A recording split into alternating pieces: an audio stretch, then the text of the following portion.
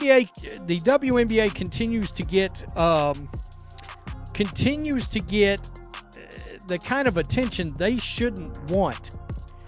All right, again, Colin Cowherd is making a point to talk about the WNBA again. He does it now multiple times a week, but only when it comes to one player, or in this case, one player and what it is the rest of the league is doing to her. So, apparently trading Caitlin Clark is now a real conversation.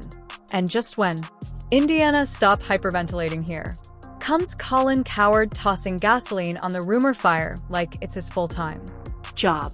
The man's got opinions, and this one might just spark a basketball civil war. Is he being dramatic? Absolutely. But is he wrong? Well, that's where things get spicy. Caitlin Clark finished 9th in player voting. In fact, she finished behind one of her own teammates in player voting. The pettiness has no bounds. For years, the WNBA players were pointing fingers. They were saying people are sexist, we're not being promoted, we're underappreciated. And then they get the golden goose and they don't like what it looks like. When the wave hits, ride it. They wanted to fly private. They wanted to be more popular. They wanted sold out arenas. They got it. I wouldn't have guessed that Caitlin Clark would be this. So, here we are again watching the WNBA invent new ways to self-sabotage like it's a competitive sport. Forget loading the rosters or growing the fan base. They've apparently moved on to organized plot twists. And this time, the genius idea floating around ship Caitlin Clark off like she's a tradable Pokemon card and call it strategy. As if that wouldn't set the entire league on fire. No, not just Indiana, the whole operation would go up in a glorious blaze of mismanagement and chaos. This is clearly them cutting her down, because when you look at fan voting, obviously Clark is one, right? Because she has the most fans in the league. So that clearly biased. You go to the media voting. She was 3. She was 3. That actually makes sense. I agree. She's not having the best of years this year. She's actually, her shooting is down. Exactly. There's been a number of situations that she's just not played her best ball. But she is still much, eons better than a lot of the other players that they voted in front of her. Let's start with the obvious. If you trade Caitlin Clark, you don't just ruin the fever. You crater the league's one guaranteed cash cow. This isn't about losing a player, it's about losing the storyline. Clark isn't just dribbling a ball. She's dragging an entire franchise, and let's be honest, half the WNBA into relevance with her bare hands. Every ticket sold, every jersey printed, every headline scribbled. It's got her fingerprints all over it. A university professor in finance looked up the value of Caitlin Clark for the WNBA. This is insane. So this year, last season in the WNBA, Caitlin Clark was 26.5% of all economic activity as a rookie on the worst team in the league when she entered it. So now she has an 8-year, $128 million deal with Nike. So, she's going to eat. Merchandise in the league went up off a rookie from a Midwest-based school on the worst team in the league, 230. Now imagine snatching all that momentum and mailing it out in a FedEx box. It's the kind of move that makes people throw their remotes, cancel season passes, and start watching pickleball out of spite. Because there's dumb, and then there's historically stupid. And this would be the latter with extra sprinkles. I'm not going to ignore, nor am I going to take my eyes off of what transpires with the WNBA over the next 2 weeks while Caitlin Clark is out with the quad strain. And the reason why is because, let me tell you something right now. I'm not going to go to word hate. I'm not going to be out there like RG3 was saying that Angel Reese hates Caitlin Clark or other players hate Caitlin Clark. But I will say this.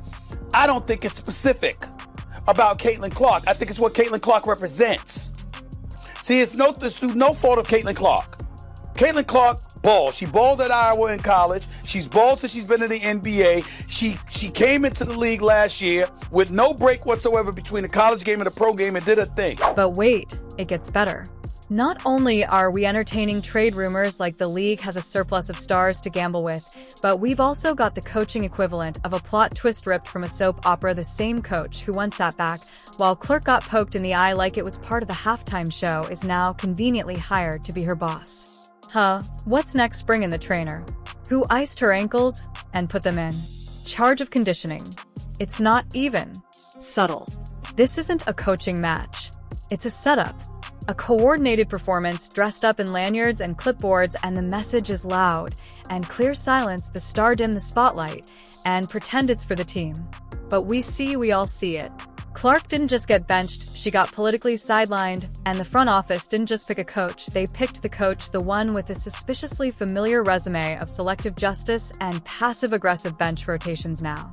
Let's be real, Clark doesn't fit with this coach, and that's putting it gently. Their basketball chemistry is like oil and a dumpster fire.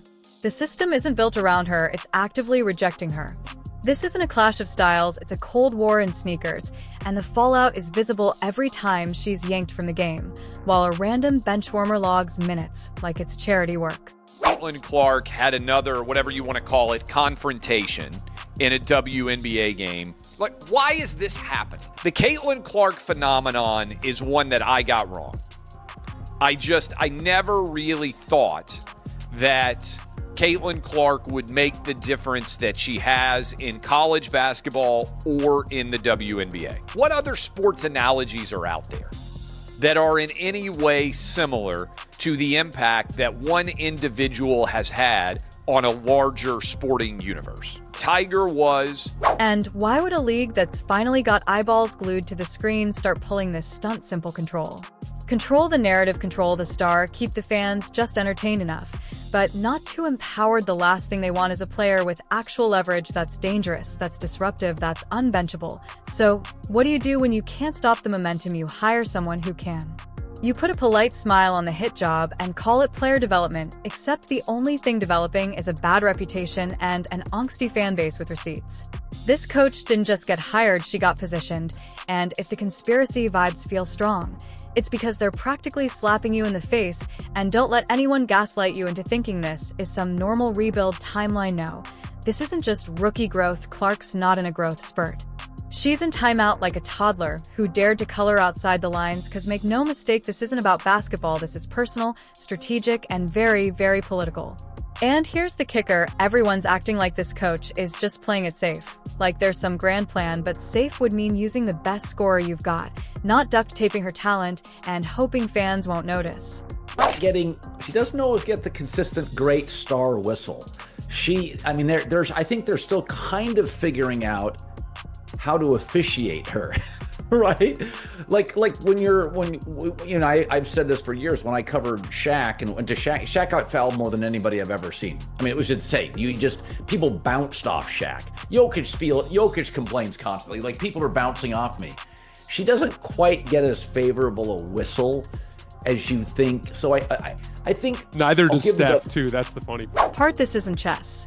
It's sabotage with a whistle. The fans see it, the broadcasters see it. Twitter sees it, the popcorn guy in row 5 sees it. Meanwhile, the rest of the league, they'd love for Clark to get shipped off like a sacrificial lamb. Can you imagine the ticket surge if she landed somewhere that didn't treat her like a radioactive liability? Drop her into Vegas, and they'd build her a statue. By Thursday, send her to New York, and she'd headline Times Square before practice. But keep her in Indiana under this regime, and you might as well be storing fireworks in a freezer. Nothing's going to explode, and everyone's going to be disappointed. And yet there's still this idea floating around that it would somehow help the team to trade or help who the lottery odds, the backup point guard's confidence, the merchandise team that's already 2 months behind on Clark jerseys. Because, spoiler alert, without her, Indiana's not rebuilding, they're vanishing. Clark is the only reason national networks are dragging WNBA highlights out of the editing bay. She's why middle-aged dudes with no idea how the draft works are suddenly experts on pick-and-roll defense. You don't trade that. You protect it like it's the Ark of the Covenant. So we all know who Caitlin Clark is. She's the golden goose, laying those golden eggs for the WNBA to prosper. Well, a lot of times we notice that The WNBA is resisting this golden goose and resisting this bump and this force of nature, which is Caitlin Clark. So we're going to dive deep into that. What's behind that? Is jealousy, envy, pettiness, all the above, more than that? We're going to have to go. But if you were trying to crush that momentum, benching her would be a great start, and hiring her basketball nemesis would be the icing on that nuclear cake.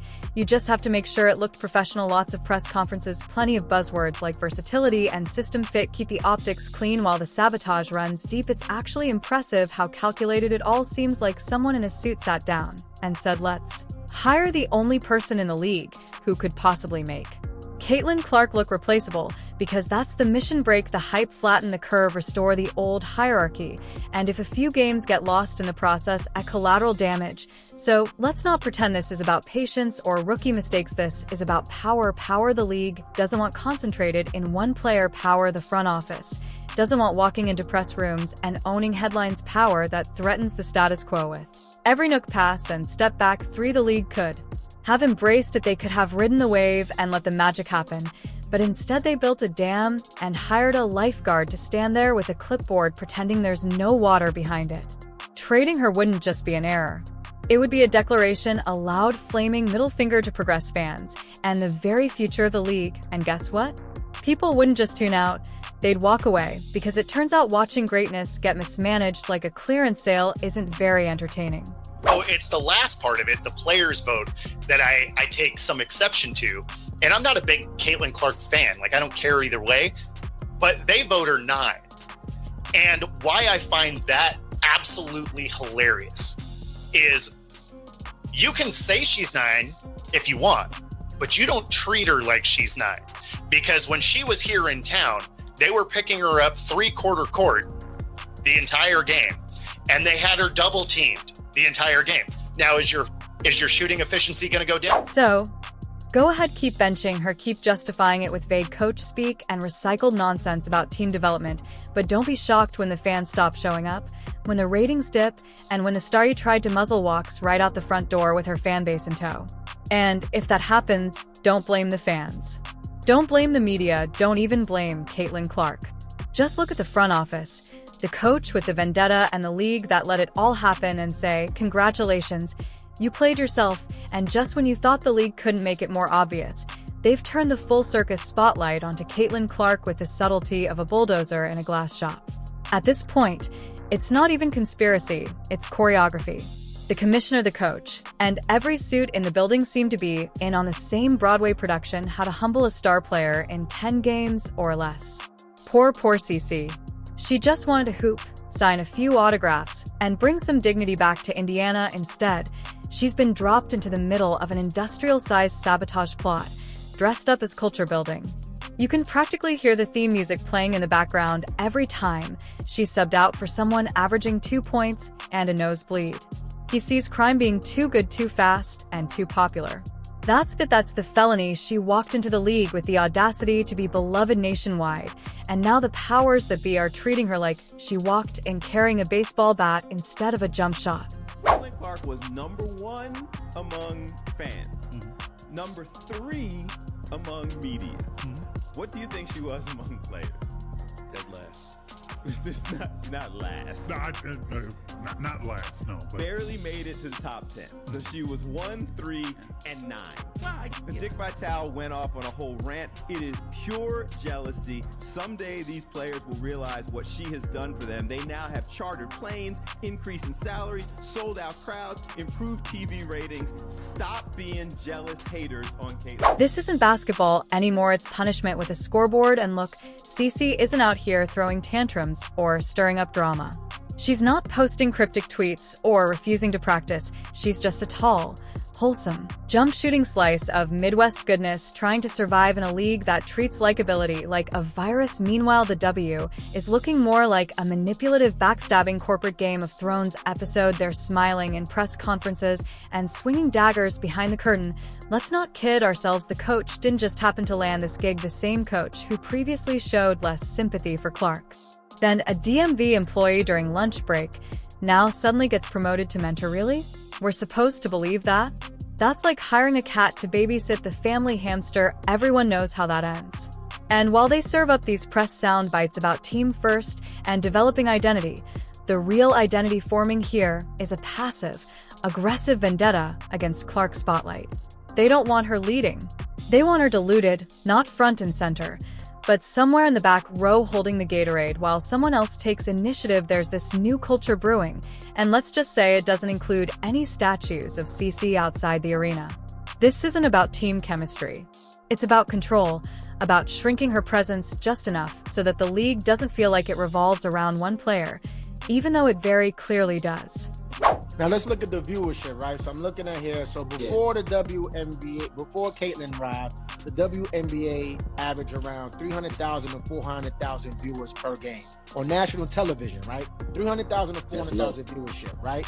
The 2023 season, they said they saw an average of 367,000 viewers, right? When Caitlin Clark came, with her presence, viewership has increased, with some games drawing over 1 million viewers, right? Caitlin Clark's WNBA draft for her drew 2.45 million viewers. That's crazy. So that means these people and what she did in college and bringing them all to the WNBA scale, people are watching the WNBA because of Caitlin Clark. They don't want a league where Caitlin Clark's individual excellence drives the narrative. They want a sanitized share the spotlight vibe, where no one star outshining the machine. It's giving Soviet Union with sneakers. Clark is being treated like an unwanted celebrity guest in her own league. She's good for marketing, but once the cameras are off, she's sent to the penalty box for outshining the infrastructure. And the commissioner, don't even get started. You think she's sitting back unaware of how all of this looks? No. She's sitting courtside with popcorn, nodding approvingly while pretending she didn't notice CC getting benched during crunch time. It's all part of the plan. A full cart PR detox designed to remind everyone that no player is bigger than the league, unless that player fits the vibe they're curating, which apparently CC does not, because let's be honest, Clark doesn't play the game the way they want it packaged. She's not gritty in the league-approved way. She's not edgy in the corporate feminist brochure kind of way. She's a wholesome assassin from Iowa, and that doesn't quite fit the curated chaos they're trying to sell. So now, it's about slowly sanding her down piece by piece until she either conforms or combusts. There was a lot of hate on Caitlin Clark, and I think because she's white, because she's a hooper and she's going out there and bust people's ass every single night, and it's this little pretty petite country girl that you're not expecting. Again, she's not super athletic, she's not super big, but boy, can she shoot that ball, and she is must-watch TV. I think when she was hurt a few weeks ago, they said viewership dropped by 52%. You know what I mean? And I didn't watch. I quit watching the teams. Yeah.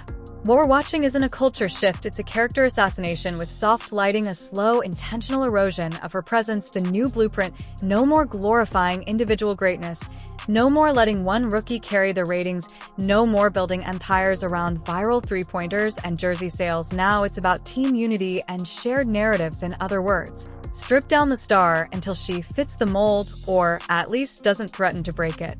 And the fans, they see it loud and clear. You can hear it in every boo, every tweet, every side-eye shot during the game. She's the reason people who haven't watched a WNBA game in years suddenly know when Indiana plays. She's the walking stimulus check for the entire league. And instead of cashing it in, they're trying to write her out of the script before she finishes the first act. So now we've got this weird league-sponsored campaign of polite hostility. She's on the court, but not really featured. She's praised in interviews, but benched during blowouts. They talk about her impact, but refuse to build around her. It's like watching someone give a standing ovation with their arms crossed. Meanwhile, the league keeps dropping buzzwords like breadcrumbs, growth, equity, system development. All that corporate yoga speak that sounds deep, but means absolutely nothing when you're best. Player is parked on the pine while her team loses by double digits. It's a PR smokex screen, so thick you'd need NASA to see through it. When we talk about hatred, when we talk about jealousy, when we talk about pettiness, Caitlin Clark's name always pops up because that's what she receives on a daily basis. And for the players to vote her 9th in guards just lets you know how out of touch they are. And it's not because of her game. It's simply because of those three things that I mentioned. She was ranked first by the fans which makes sense. She was ranked number 3 by the media, which kind of makes sense. Anywhere between the 1, 2, or 3rd, that's fine. And then she was ranked 9th by the players. And here's the worst part, they think they're fooling us. They think the fans will nod and say, yes, it's about balance and process, while watching a generational talent get babysat by a coach with a revenge subplot. Spoiler, we're not buying it. This isn't balanced. It's bad theater with a scoreboard. At some point, Clark will have to make a decision: stay in the Hunger Games or demand a trade to a franchise that actually wants to win basketball games instead of political points, because the league has tied its relevance to her without ever admitting it. The whole ecosystem is orbiting Clark while pretending she's just a regular planet in the system. But remove her, and you don't just lose a player, you lose the gravity, and the W can act surprised all they want. But if Caitlyn finally says enough, she won't be the villain, she'll be the escape artist, and everyone else left behind.